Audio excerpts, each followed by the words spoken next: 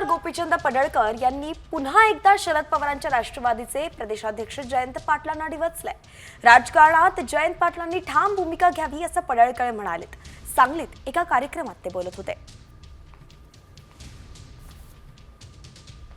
जयंत पाटलांनी केतकी चितळेचा आदर्श घ्यावा।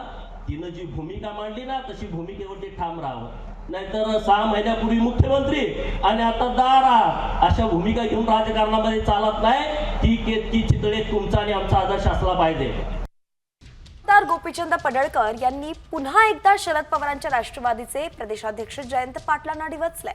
राजकारणात जयंत पाटलांनी ठाम भूमिका घ्यावी असं पडळकर म्हणालेत। सांगलीत एका कार्यक्रमात ते बोलत होते।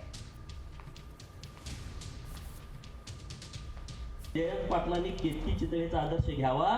तिनं जी भूमिका मांडली ना तशी भूमिकेवरती ठाम राहावं, नाहीतर 6 महिन्यापूर्वी मुख्यमंत्री आणि आता दारा अशा भूमिका घेऊन राजकारणामध्ये चालत नाही।